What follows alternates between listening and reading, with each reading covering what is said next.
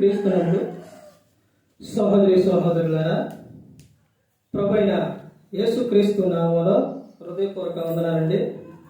ముందుగా ఇంత మంచి సమయాన్ని ఇచ్చిన తండ్రి అయిన దేవునికి ప్రభువైన క్రీస్తు ద్వారా కృతజ్ఞతాస్తుతులు చెల్లిస్తున్నానండి. అందరూ బాగున్నారండి? వాక్యం చదువుకున్న తర్వాత ప్రార్థన చేసుకుని పాఠంలోకి వెళ్దామండి. మత్తయి గారు రాసిన సువార్త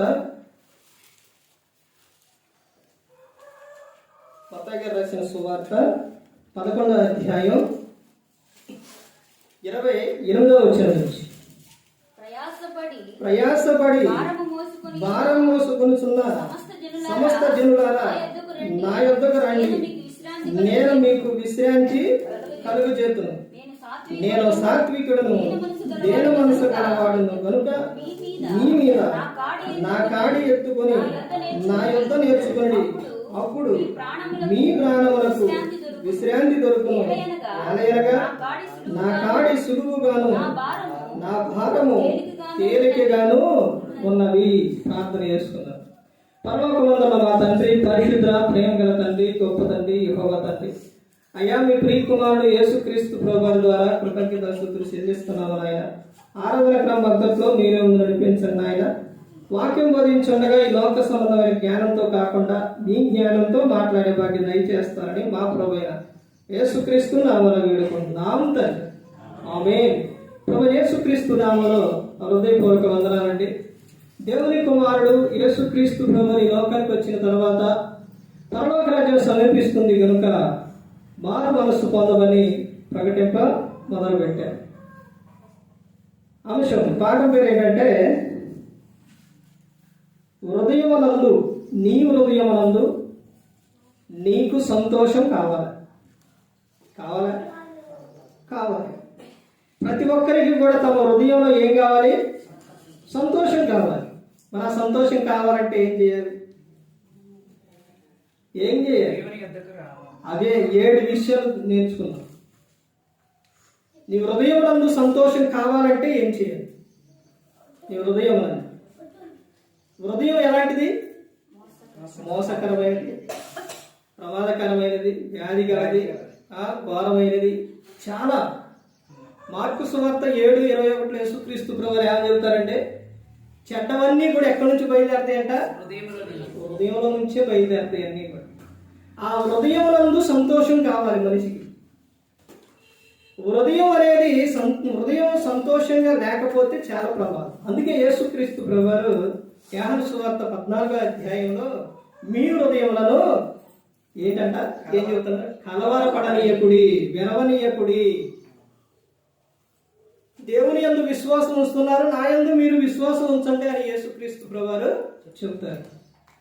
హృదయము అన్ని చాలా చాలా ఎలా ఉండాలంటే సంతోషంగా ఉండాలి. నీ హృదయం నీవు అలా ఉండాలనే దేవుడు కోరుకుంటున్నాడు. నీవు నీ హృదయమునందు సంతోషించాలి. తర్వాత నీవు ఎల్లప్పుడూ కూడా సంతోషంగా ఉండాలి. అలా సంతోషం ఉండాలనే దేవుడు కోరుకున్నాడు. ఆదాముని చేసిన తర్వాత, ఆదాం గారిని చేసిన తర్వాత అలా వదిలేయచ్చుగా. ఎందుకు స్త్రీని చేసిండు? ఆయనకు ఏమి లేదంట. ఆ దేవుడు చేసిన వాటి యందు అన్ని ఏం చేశారు? భూమి మీద పక్షులను, జంతువులను, సమస్తాన్ని చేసిండు దేవుడు. వాటి యందు నరునికి, పురుషునికి సంతోషం లేదు. ఎవరి యందు సంతోషం అని అంటే స్త్రీ యందే సంతోషం. సామెతల గ్రంథంలో ఉంటుంది. నీ భార్య యందు నువ్వేం చేయాలంట? సంతోషపడు. నీ భార్య యందు, నీ యవన కాలమందు భార్య యందు నువ్వేం చేయాలి? సంతోషించు, సంతోషపడు అని చెబుతున్నా. స్త్రీ ఒక కుటుంబంలోని స్త్రీ ద్వారా ఎంత ఆనందం, సంతోషం ఉండిద్ది అంటే స్త్రీ ద్వారానే చాలా వరకు సంతోషం. పురుషుని ద్వారా ఉండదంటే ఉండిద్ది కానీ స్త్రీ కుటుంబంలోని అన్ని విషయాలు చూసుకుంది. పురుషుడు చూసుకుంటాడు. కానీ స్త్రీ చూసే విషయాలు స్త్రీ ద్వారా చాలా సంతోషం అనేది ఉంది. నేను ఈ విషయం యూట్యూబ్లో కూడా మాట్లాడాను. స్త్రీ ద్వారా ఎలా సంతోషం అని అంటే సామెతల గ్రంథంలోనే చెబుతారు ఇవన్నీ కూడా, మొత్తం కూడా ఎక్కువగా స్త్రీ గురించి చదవండి, చాలా అద్భుతంగా ఉంటుంది. ఎన్ని అధ్యాయాలు ఉన్నాయి? 31. రోజుకొక్కటి చదివినా నెలలో అయిపోయింది. స్త్రీ ద్వారా ఎంత ఆనందం సంతోషం ఉందో. ముందు ఈ విషయం చెప్పి తర్వాత మనం వీటిలోకి 7 విషయాల్లోకి వెళదాం. ఎందుకనంటే పురుషుడు స్త్రీ వీళ్ళిద్దరూ కలిసి ఉంటే ఆనందం. తర్వాత వీరు ఒకరి యందు ఒకరు వివాహం అయ్యే చెప్తారు. ఒకరి యందు ఒకరు ఆనందంగా సంతోషంగా ఉండాలంటే ఏం చేయాలో అపోస్తలుడైన పౌలు గారు గ్రంథంలో చాలా విషయాలు చెప్పారు. ఎఫెసీయులకు 5వ అధ్యాయం 33లో కూడా అదే చెప్తారు. ఆయన ఏం చెబుతారంటే ఒకరి పట్ల ఏం కలిగి ఉండాలంటే, ఏం కలిగి ఉండాలి? భార్య అయితే భర్త యందు ఏం కలిగి ఉండాలి? భయం కలిగి ఉండాలి. భర్త భార్య యందు ఏం కలిగి ఉండాలి? ప్రేమ కలిగి ఉండాలి. ఇలా ఉండాలి. స్త్రీ యందు సంతోషం ఎలా ఉంటుందని అంటే, స్త్రీ ఒక్కసారి అలిగినా కోపడ్డా లేకపోయినా, అంటే లేకపోవడం అంటే వాడి ఇంటికి వెళ్ళినా, అందుకని కీర్తన గ్రంథంలో చెబుతారు కదా, కుమారి నీ తండ్రి స్వదేశంలో ఏం చేయాలంట? బరువు అనేది చెబుతారు. నువ్వు వచ్చిన తర్వాత, నువ్వు వివాహమై వచ్చిన తర్వాత మొత్తం కూడా ఏది అని అంటే, నీ భర్త యొద్దకు వచ్చిన తర్వాత మొత్తం ఇక అయ్యే నీకు అర్థమవుతుందంటే, ఇక సమస్తం కూడా నీకు ఆడే. నీ భర్త, నా పిల్లలు, తర్వాత కుటుంబం మొత్తం. స్త్రీ ద్వారా ఎంత ఆనందం సంతోషం అని అంటే, సామెతలు 14:1 జ్ఞానవంతురాలు తన ఇల్లు కట్టును, 3 తన చేతులతో తన ఇల్లు ఓడబెరు. నువ్వు జ్ఞానం కలిగి ఉంటే నీ కుటుంబం ఆనందంగా ఉంటుంది. ఎట్టుంటుందో తెలుసండి, పరలోకంలో ఎట్టుంటుందో భూలోకంలో అట్టుంటుంది. తర్వాత సామెతలు 31:10 నుంచి చూస్తే, గుణవతి అయిన భార్య దొరుకుట అరుదు, అట్టిది ఎంత బాగుందంటే, ముత్యం సూపర్ ఉండింది. ఆ ముత్యం కన్నా అమూల్యం అంట. ఆమెం చేస్తుందో, ఆమె యొక్క లక్షణాలు ఏంటో కింద మొత్తం మరణం 31 వరకు ఉంటుంది. 31 ఏమని ఉంటుంది? కందరకాడనే లేచి, ఎక్కువనే లేచి, తర్వాత ముందేముంటుందంటే భర్త. ఆ అధ్యాయం మొత్తం సందర్భం, అది నాకు అది చదివించలేదు సందర్భం కాదు కాబట్టి చెప్తున్నాను. అదే అంశం అయితే మొత్తాన్ని చదివించుకుంటూ వెళ్ళండి. ముందు భర్త గురించి ఉంటుంది, భర్త విషయం చూసే విషయాల్లో ఉంటుంది. ఆయన చేసే పనులకన్నిటిలో వ్యాపారం చేసినా ఏది చేసినా సహాయంగా ఉంటుంది. తాను భార్య భర్తకు లాభమే చేస్తుంది కానీ నష్టం లేదు. నా మాటలు కాదు ఇవి. ఆ అధ్యాయం చూడండి, అక్కడే ఉంటుంది. 31:10 నుంచి ఉంటుంది. ఆ తర్వాత ఆమె అన్ని విషయాల్లో తమ భర్త ఏదైతే చేస్తారో అన్ని ఆ పనుల విషయాల్లో, జాబు కానీ, పని కానీ, వ్యాపారం కానీ, అన్ని విషయాల్లో సహకారంగా ఉంటుంది. ఒక విధానంగా చూస్తే నాకు చాలా ఇక్కడ రాజగూడలో చాలా సంతోషం ఏంటంటే, భర్తలు ఏదైతే చేస్తారో ఆ పని విషయాల్లో స్త్రీలు చాలా సహకారంగా ఉంటారు. నేను చూస్తూనే ఉన్నాను కంటే చాలా సహకారంగా ఉంటారు. ఆ తర్వాత ఎవరనంటే పిల్లలు.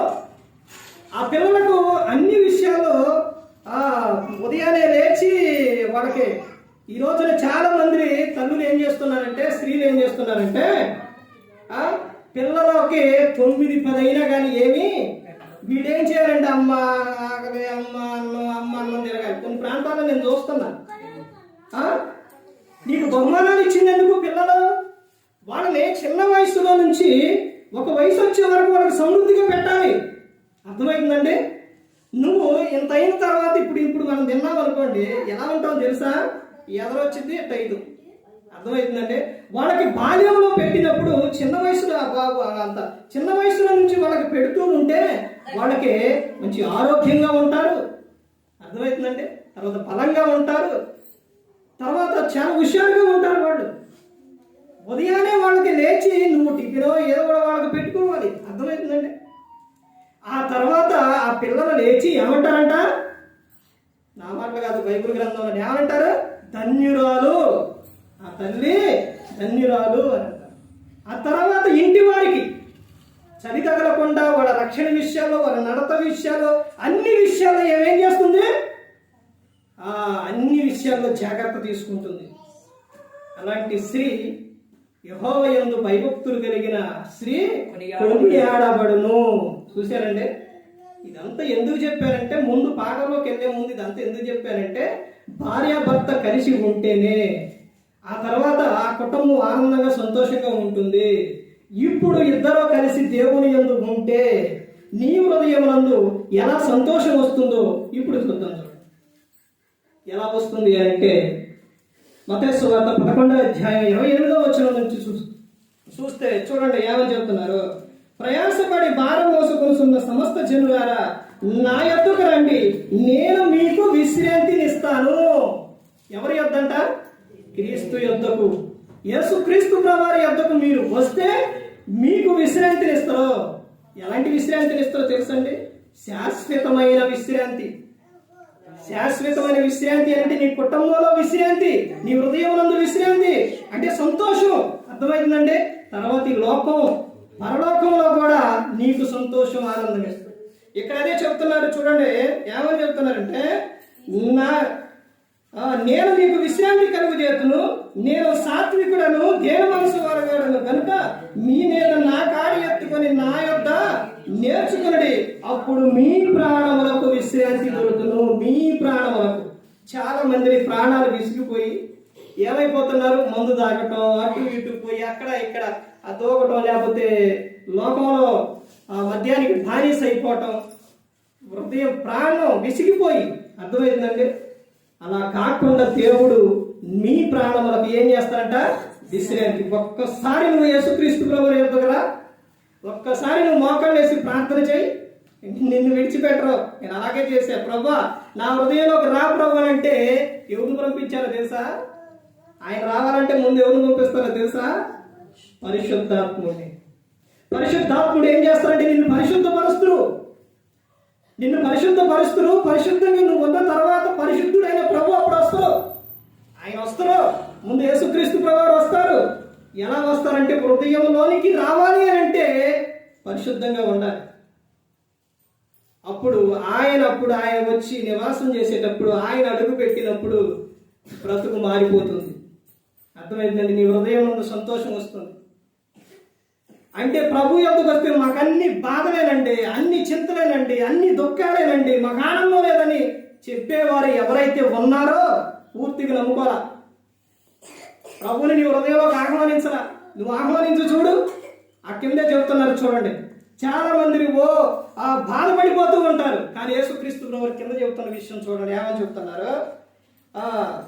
30వ వచనం. అనగా నా కాడి సులువుగాను నా భారం తేలికగాను ఉన్నవి. తేలికగా ఉన్న ఎప్పుడు? ఆయన యొద్దకు వచ్చినప్పుడు, ఆయన నీ హృదయంలో చేర్చుకున్నప్పుడు. అర్థమవుతుందంటే నీకు అన్ని విషయాలు ఆయన సహాయం చేస్తారు. నేను నిన్ను విడువను ఎడబాయినని చెప్పిన ఆయన మోషే గారి కానించి, ఎక్కడి నుంచి మోషే గారు ఇంకా వెళ్తే అబ్రహాం గారి కానించి, అబ్రహాం గారు 12వ అధ్యాయంలో ఉంటుంది. ఆయన ప్రయాణమే వెళ్ళేటప్పుడు ఎక్కడికి వెళ్ళాలి ప్రభా అని అంటే, నువ్వు వెళ్ళు, నేను చూసుకుంటా, నిన్ను దీవిస్తా, ఆశీర్వదిస్తా, నువ్వు వెళ్ళు అని ఆయన చెప్పారు. అక్కడ నుంచి ప్రతి ఒక్క సమయంలో కూడా దేవునికి మొరపెట్టుకున్నప్పుడు దేవుడు విడిచిపెట్టల. మోషేనే ఎవరో ఇశ్రాయేలు ప్రజల్ని విడిపించుకొని తీసుకురావడానికి వెళ్ళేటప్పుడు చెబితే ఆయన చెప్పిన కొన్ని విషయాలు ఉన్నాయి. అయినప్పటికీ మోషే నీ చేతిలో ఏముంది, దాని ద్వారా నేను ఆయన రక్షిస్తా అని చెబుతాను. ఇంకా చాలా మంది అర్థమవుతుందండి. ఇలా దేవుడు అన్ని సమయాల్లో కూడా నిన్ను కూడా ఏం చేస్తారో తెలుసండి, కాపాడుతారు. కానీ మనిషి ఏంటంటే ఏదో ఒక బాధ రాగానే, సమస్య రాగానే, దేనికైనా కానీ వెంటనే లోకానికి కనెక్ట్ అవుతారు, కానీ దేవుని యొద్దకు రారండి. ఇప్పుడు 84వ కీర్తన ఎందుకు చదివించారనుకున్నారు? 1-4 సార్లు చదవండి. ఎక్కడుందంట? నీ మందిరమునందు నివసించు వారు ధన్యులు అని చెప్పారు. తర్వాత నీ మందిరమునందు ఒక్క దినం గడుపుట 1000 దినముల కంటే శ్రేష్టం అని చెబుతూ ఉన్నారు. ప్రభువునందే ఉందండి, క్రీస్తునందే ఉంది ఆనందం.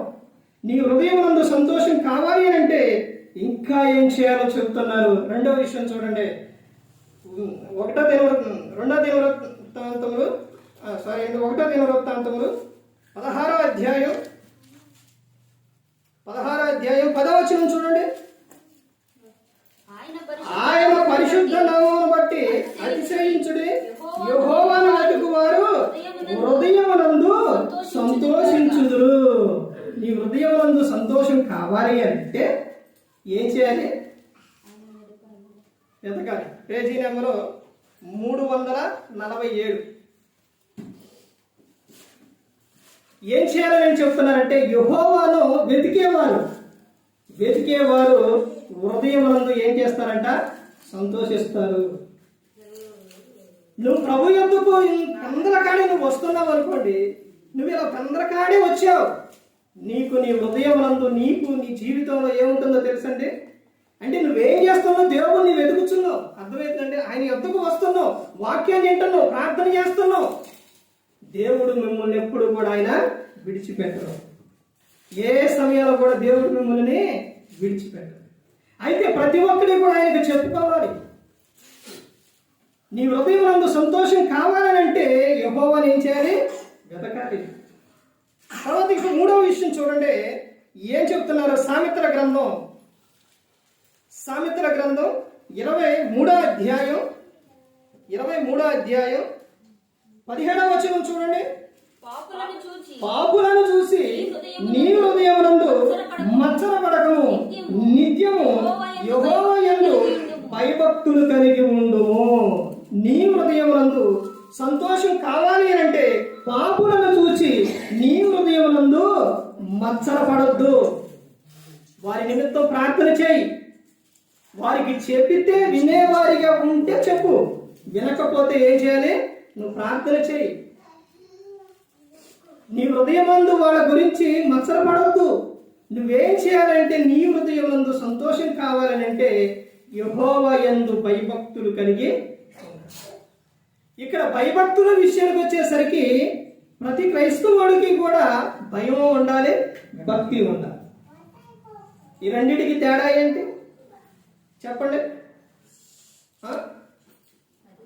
భయం ఉంటే దేవుని సన్నిధికి పరుగున వచ్చేస్తాం మానవ. అర్థమవుతుందండి. తప్పు చేయాలంటే దేవుడు చూస్తుందనే భయం ఉంటుంది. మరి భక్తి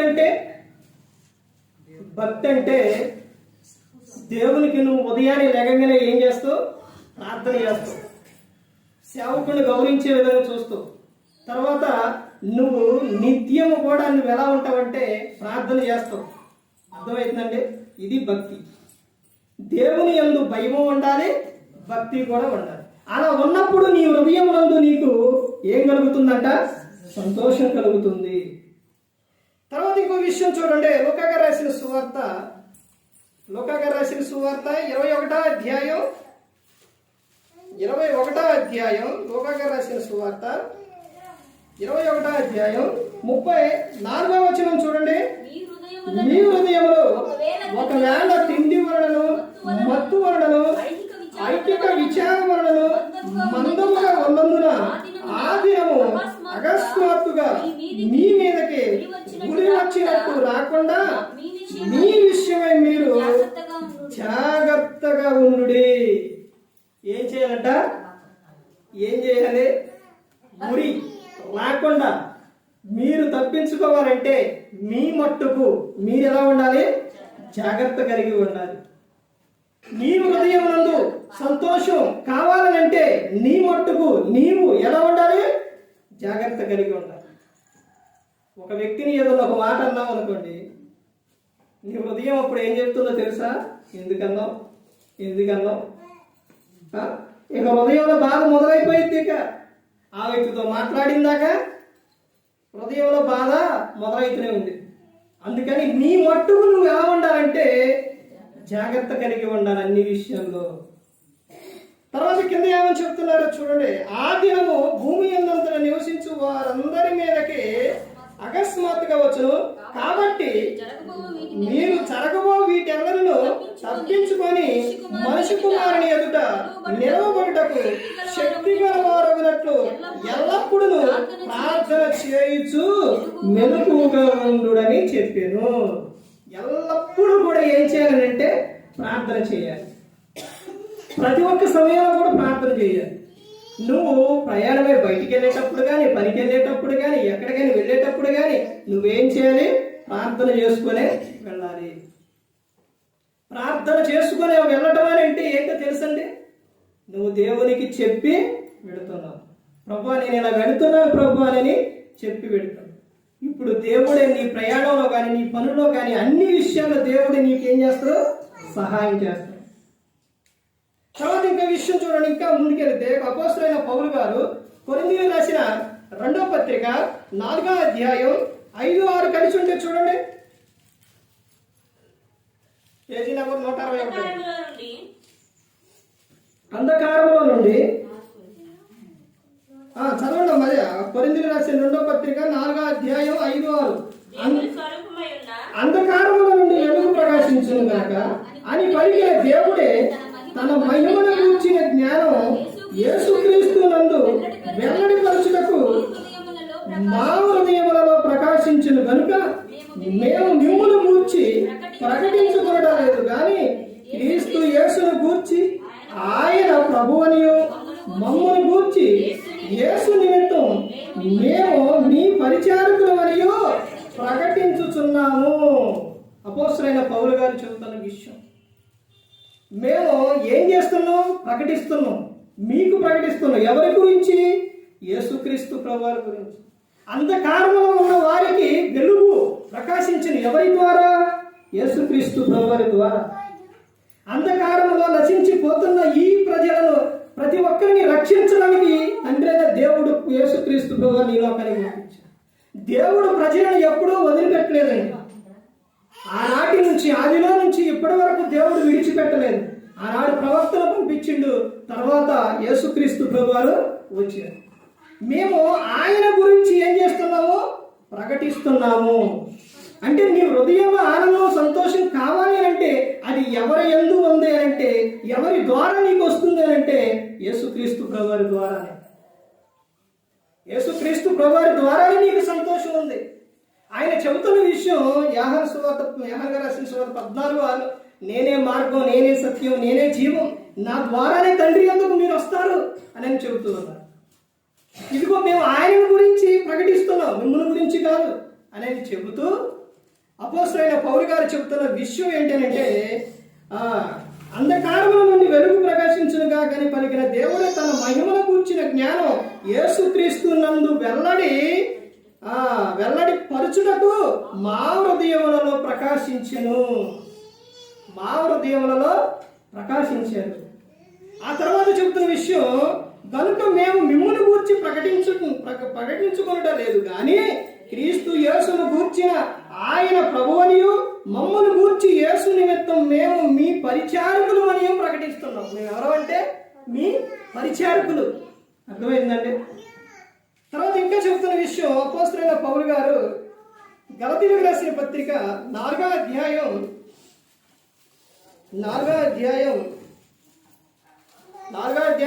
6వ వచనం చూడండి. మరియు మీరు కుమారుడై ఉన్నందున నాయనా తండ్రి అని మొరపెట్టు తన కుమారుని ఆత్మను దేవుడు మన హృదయంలోనికి పంపెను. చూశారండి? అంటే నీ హృదయంలో సంతోషం కావాలి అంటే, నీ హృదయంలో ఆనందం కావాలి అంటే చెబుతున్న విషయం ఏంటంటే, నువ్వు దేవునికి మొరపెట్టుకోవాలి. దేవునికి నువ్వు మొరపెట్టుకున్నప్పుడు యేసుక్రీస్తు ప్రభువారిని నీ హృదయంలోనికి ఆయన పంపిస్తాడు. అప్పుడు నీకు ఎలా ఉంటుందంటే ఆనందం ఉంటుంది. తండ్రి అయిన దేవుడు చెబుతున్న విషయం ఏంటో తెలుసండి? ప్రతి ఒక్కరూ కూడా దేవుడు చెబుతున్న విషయం ఏంటంటే, ఫిలిప్పీలకు 4వ అధ్యాయం 4వ వచనం, ఎల్లప్పుడూ ఆనందించుడి, మరలా చెప్పుదును ఆనందించుడి, మీ సహనము సకల జీవులకు తెలియబడనీయుడి, దేనిని గూర్చి కూడా నువ్వు చింతపడవద్దు.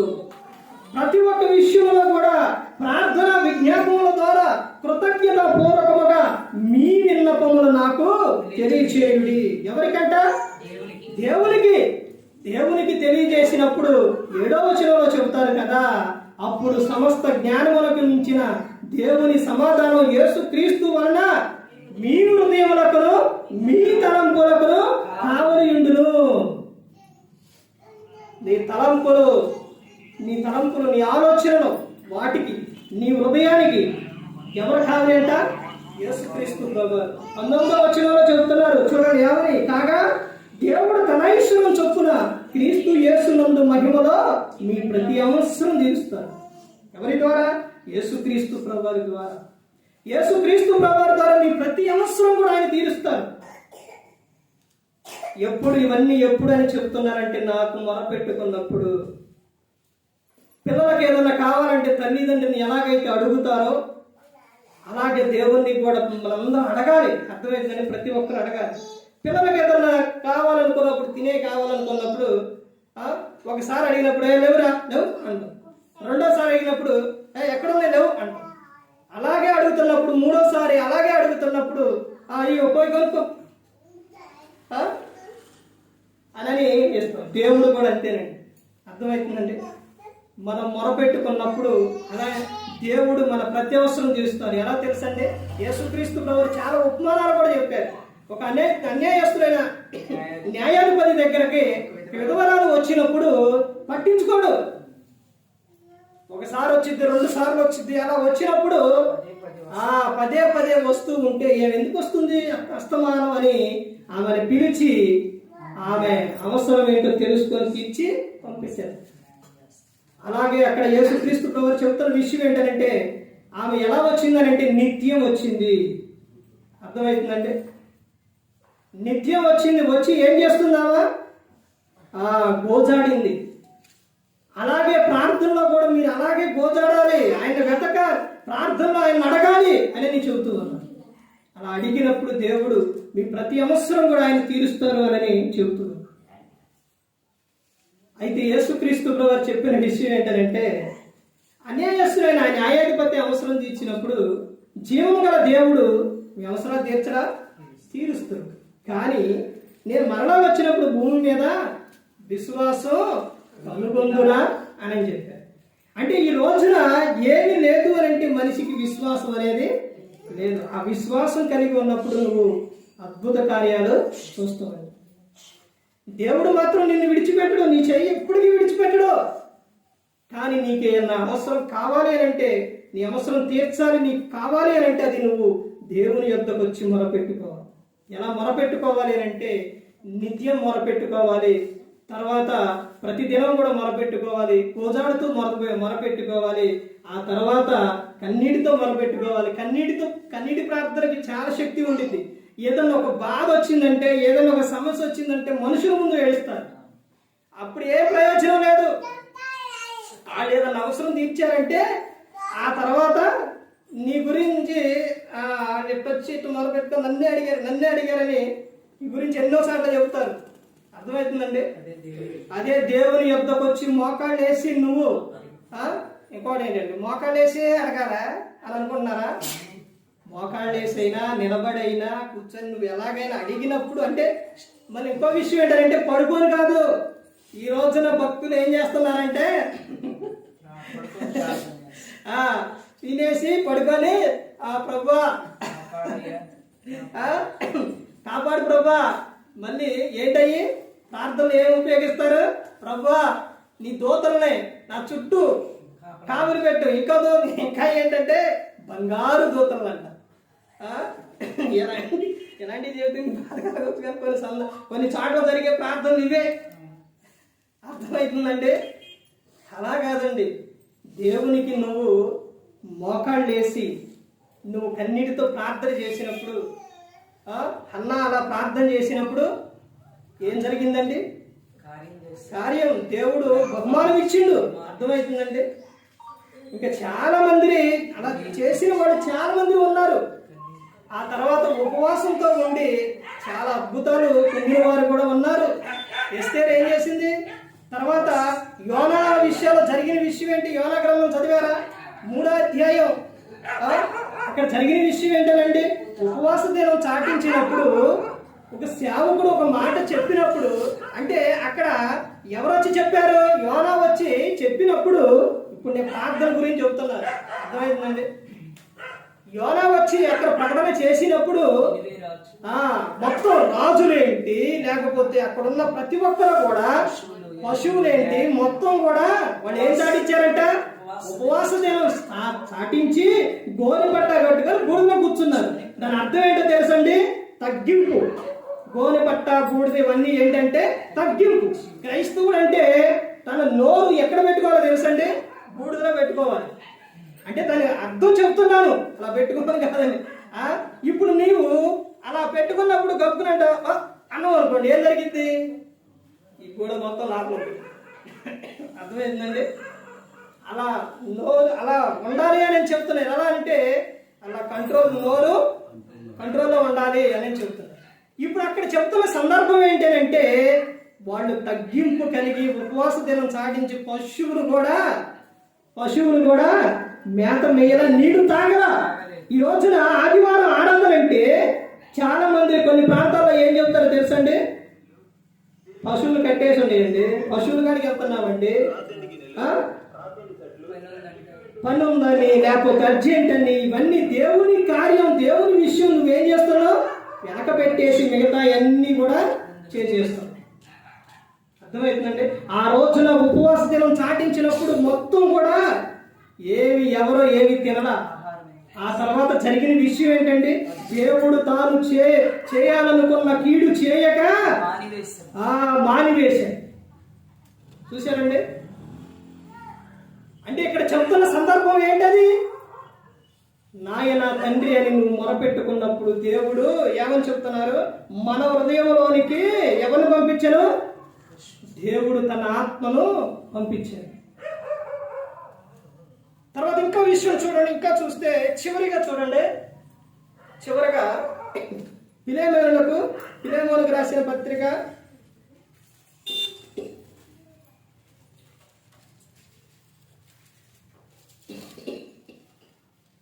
తీశారండి.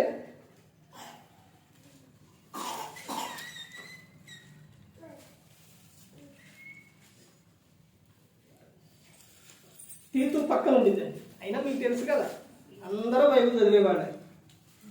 ఆ ఫిలెమోనుకు ఎన్ని అధ్యాయాలు? ఒకే అధ్యాయం. ఆ అధ్యాయంలోనే 20వ వచనం చూడండి. నీవే నాకు రుణపడి ఉన్నావని నేను చెప్పనేలా? అవును సహోదరుడా, ప్రభువునందు నీ వలన నాకు ఆనందము కలుగనిమ్ము. క్రీస్తునందు నా హృదయములకు విశ్రాంతి కలుగు చేయము. అంటే ఇక్కడ సందర్భం ఎవరి గురించి చెబుతున్నారంటే ఒక వ్యక్తి గురించి. అర్థమవుతుందండి?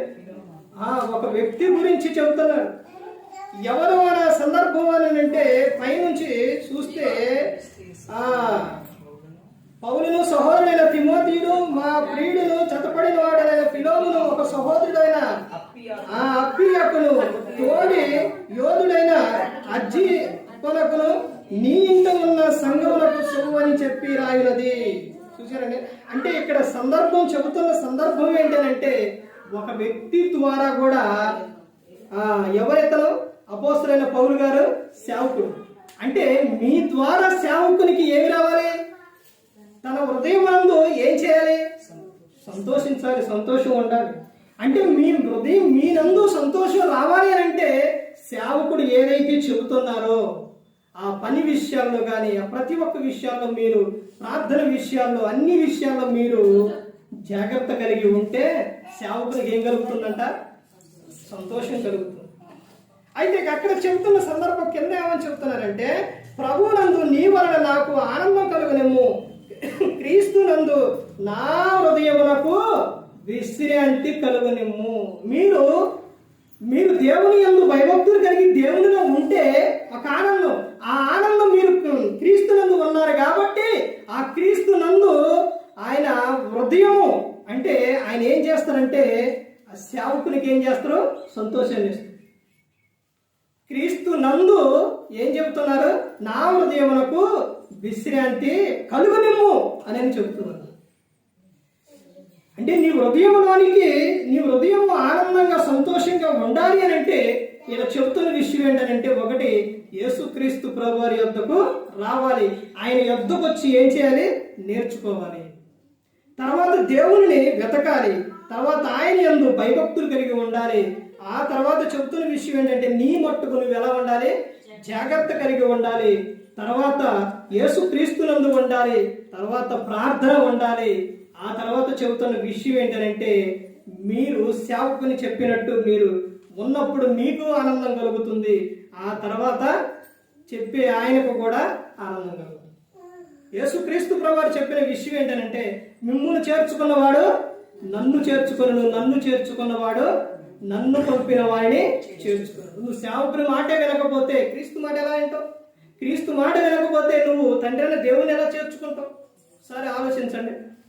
అందుకని ప్రతి ఒక్కరు గమనించుకోవాలి, మీ హృదయం నందు సంతోషం కావాలి అంటే దేవుని యందు భయభక్తులు కలిగి ఉండాలి. ఎందుకనంటే దేవుడు ఏ ఒక్కరిని కూడా విడిచిపెట్టలేదు. దేవుడు నీ ప్రతి అవసరం తీర్చాడు. నీ సమస్య ఏదైతే ఉందో, నీ బాధ అయితే ఏదైతే ఉందో, అన్ని విషయాల్లో కూడా దేవుడు నీ చెయ్యి పట్టుకొని నిన్ను నడిపిస్తూ ఉన్నాడు. నేను నిన్ను ఎప్పటికీ కూడా విడువను, ఎడబాయను అని ఆయన చెప్పి ఉన్నాడు. నువ్వు నీ జీవితకాలం అంతా కూడా ఆయనను వెతికినప్పుడు, ఆయన యందు ఉన్నప్పుడు ముద్దు వచ్చు వరకు ఎత్తుకొని నేను నిన్ను ముద్దాడతానని చెబుతూ ఉన్నాడు. అలా ఉన్నప్పుడు లోకం విడిచినప్పుడు కూడా పరలోకంలో ఉంటారు. అక్కడ యుగ యుగాలు ఎప్పుడు కూడా ఎలా ఉంటుందో తెలుసండి? సంతోషం, ఆనందం అనేది ఉంటుంది. అలాంటి ఆనందం, సంతోషం నిత్యం కూడా నువ్వు ఉండాలనే దేవుడు కోరుకున్నారు. యేసుక్రీస్తు ప్రభువారు ఈ లోకానికి వచ్చి మనందరి కోసం సిలువలో తన ప్రాణాన్ని పెట్టి ఉన్నారు. ఎంతకాలం అండి? ఎంతకాలం ఉండాలి అని అంటే, మనం ఈ లోకంలో ఉన్నంత కాలం కూడా ఆయన యందు ఉండాలి. ఆయన యందు ఉన్నప్పుడే తర్వాత ఈ లోకంలో దేవుడిచ్చిన ఆయుష్కాలం పూర్తి చేసుకుని అక్కడికి వెళ్ళినప్పుడు ఆయనతో పాటు నిత్యం కూడా సంతోషంగా ఉంటారు. అందుకని దేవుడు చెబుతున్న విషయం ఏంటంటే, మీరు నా యొద్దకు వచ్చినప్పుడు నేను మీకేం చేస్తానంటే, మీ హృదయమునందు సంతోషాన్ని ఇస్తాను, మీకు విశ్రాంతిని కలుగు చేస్తాను, శాంతిని ఇస్తాను, సమాధానం ఇస్తాను అని ఆయన చెబుతూ ఉన్నాడు. ఎవరు చెప్తారండి ఇంత? ఎవరు చెప్తారు? ఎవరు చెప్పరు. నీకు ఎవరు చెప్పరు, దేవుడే చెప్తున్నారు. అర్థమవుతుందండి? నువ్వు నా కుమారుడివి, నా కుమార్తెవి. ఈ రోజున ఎలా ఉంది అంటే, ఎలా ఉందంటే, దేవుడు చేయి పట్టుకుంటే ఆయన ఏం చేస్తారు? పరిశుద్ధమైన నడకలో నడిపెత్తరు, తీసుకెళ్తారు. ప్రభువా ఆగాగు, నువ్వు కాదు నేను పట్టుకుంటా ప్రభువా, నేను పట్టుకుంటాను. నేను పట్టుకొని ఏం చేస్తున్నారు? ఇక అవసరమైన వదిలేస్తున్నారు. మళ్ళీ తర్వాత కావాలంటే మళ్ళీ ప్రభువా ఆగాగా ప్రభు అని మళ్ళీ పట్టుకుంటారు. అర్థమైందండి? అలా కాదండి. దేవుడు మనం పట్టుకుంటే ఆయన ఎప్పటికీ కూడా ఆయన ఎప్పుడు విడవడండి. అదే ఆయన పట్టుకొని వరకు విడిచిపెడతారు. అర్థమైందండి? దేవుడు పట్టుకునే విధంగా మనం ఈ లోకంలో జీవించే వారిగా ఉండాలి. ఏ ఒక్కరు కూడా నరకానికి వెళ్ళిపోకూడదని యేసుక్రీస్తు ప్రభువు ఈ లోకానికి వచ్చి మనందరి కోసం సిలువలో తన ప్రాణాన్ని పెట్టి ఉన్నారు. మరి ఈ విధంగా నిలబెట్టి మాట్లాడించిన తండ్రి దేవునికి కృతజ్ఞతాస్తుతులు చెల్లిస్తూ, ఇంతవరకు శ్రద్ధగా ఉన్న మీకు ప్రభు పేరట హృదయపూర్వక వందనాలు చెల్లిస్తూ ఈ మాట ముగిస్తున్న అందరికీ వందనాలు.